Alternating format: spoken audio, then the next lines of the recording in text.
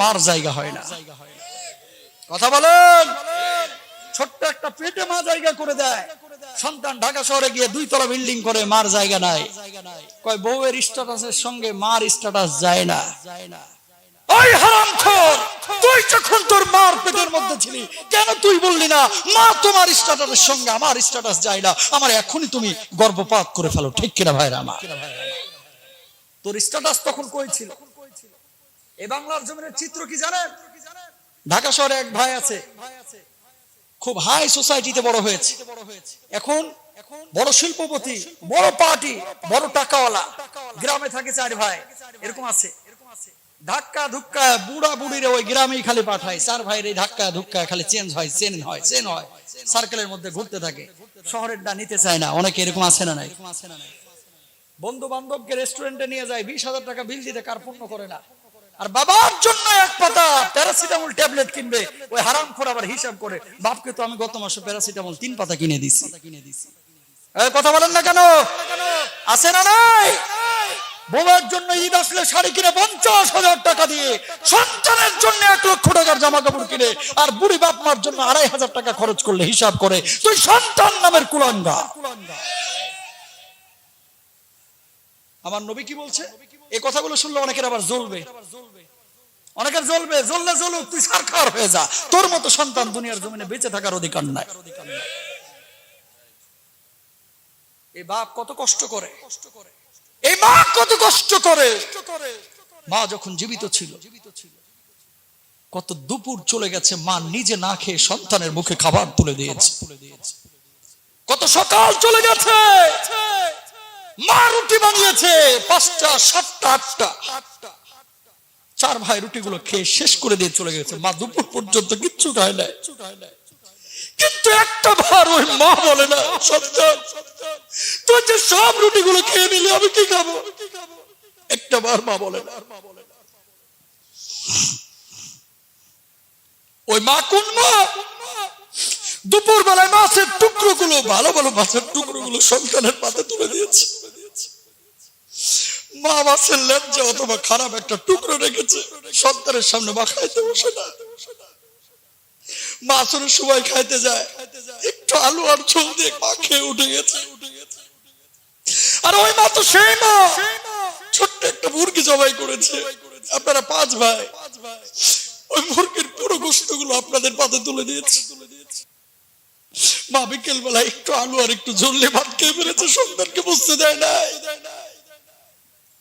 আর ওই মা তো সেই মা, পাশের বাড়ি থেকে একজন মহিলা কিছু পিঠা দিয়ে ফিরে পাঠিয়েছে।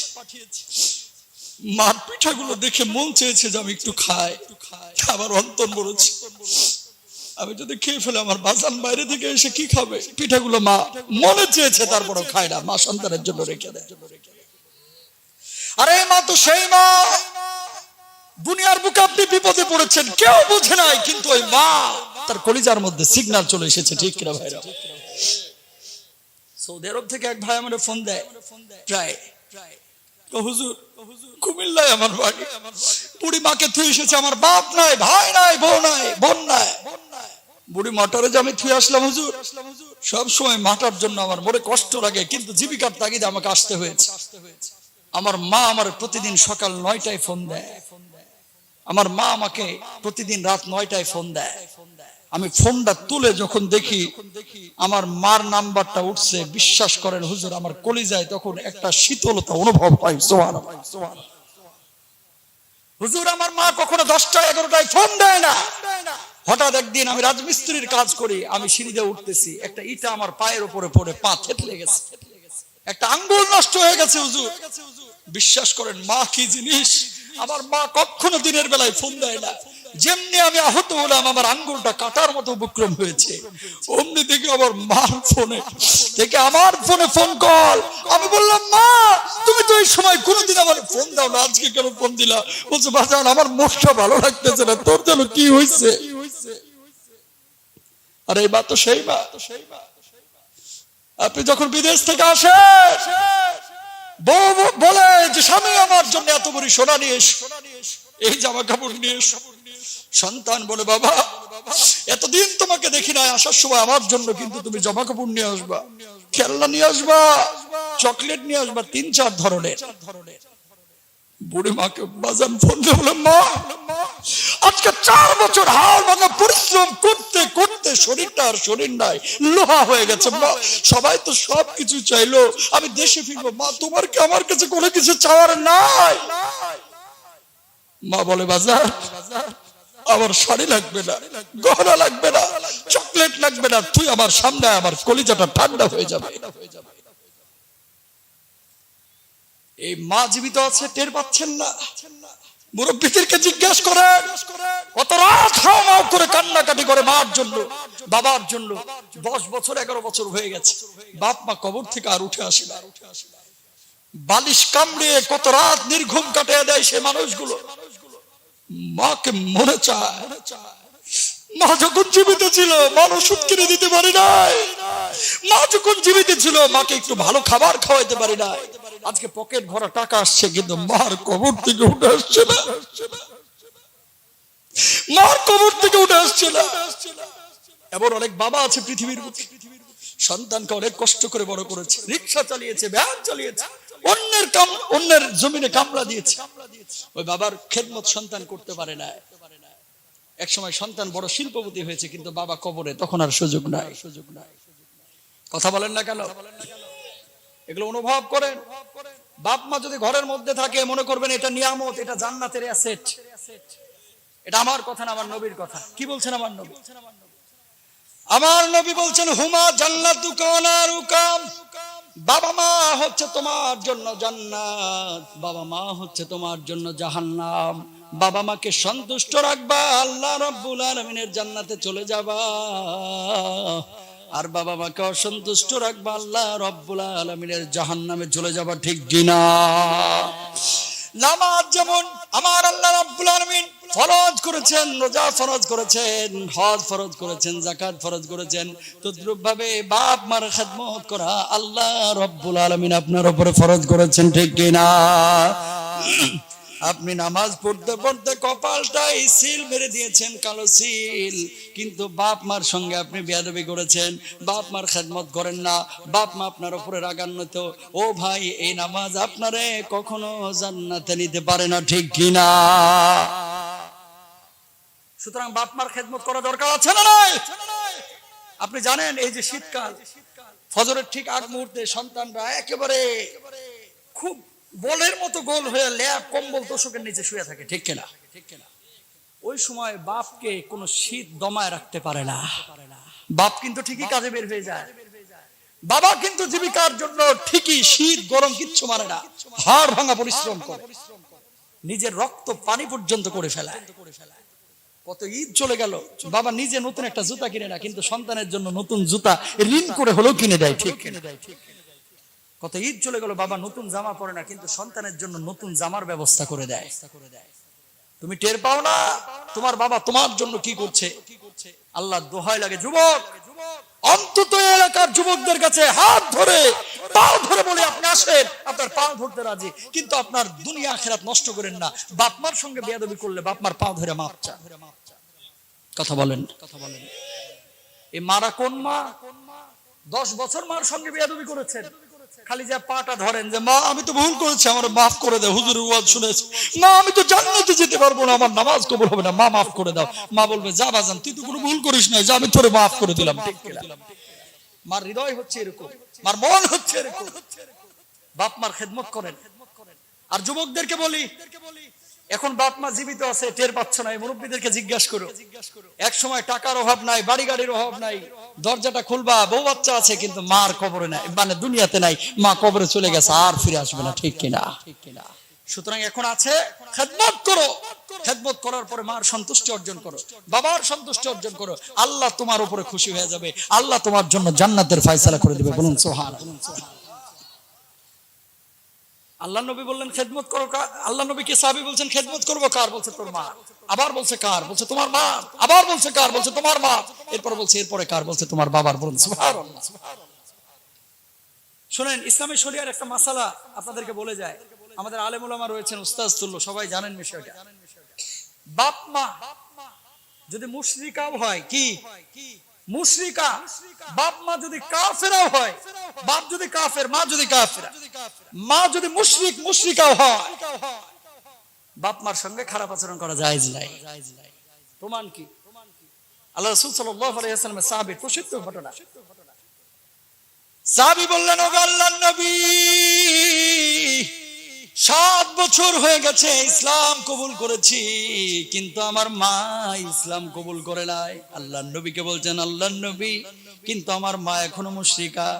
আল্লাহর নবী বলছেন, মার খেদমত তারপরে তুমি চালায় যাও।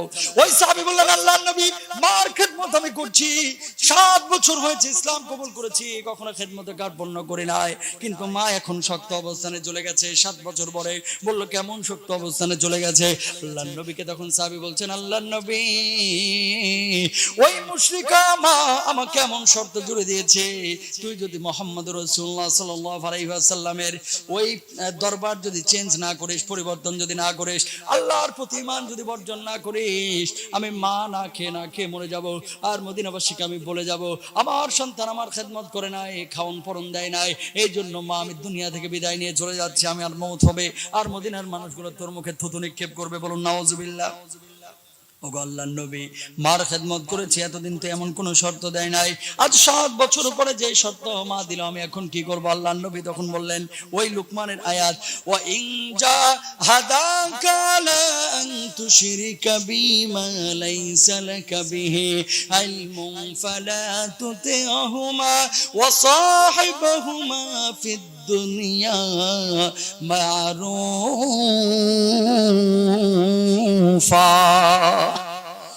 কোন মা যদি তোমাকে শিরকের দিকে আহ্বান করে যে মুশরিক হ, কাফের হয়ে যা, ওই আদেশ মানা যাবে না। এর অর্থ এই না যে বাপ মার সঙ্গে খারাপ আচরণ করতে হবে।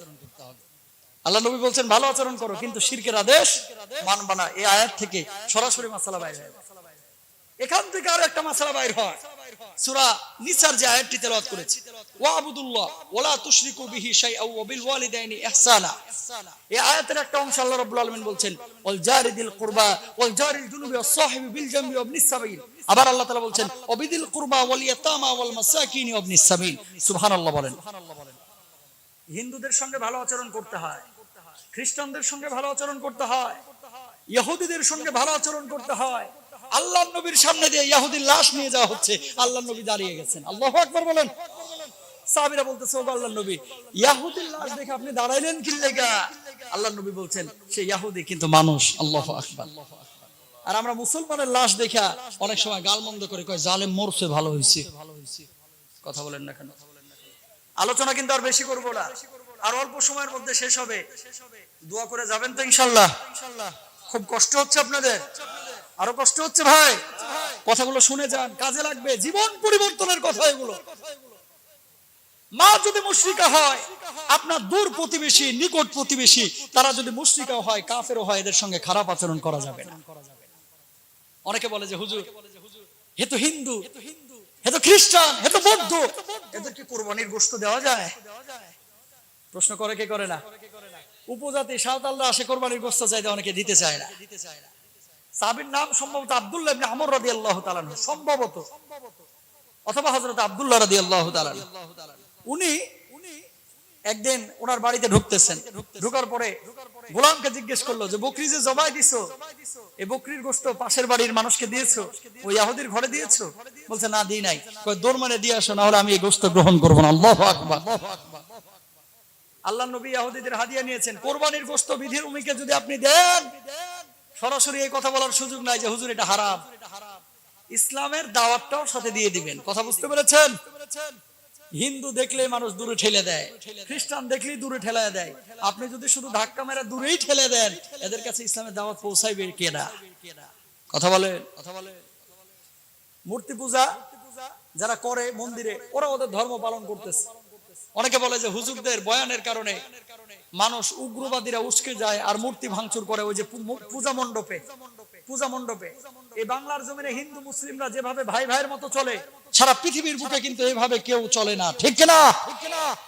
হাটাজারি মাদ্রাসার পাশে কিন্তু মন্দির আছে, হাটাজারি মাদ্রাসার পাশে মন্দির আছে। এই বাংলার জমিনে হিন্দু মুসলমানের সম্প্রীতি না থাকলে একটা মন্দির বাংলার জমিনে টিকতো না। ঠিক কিনা?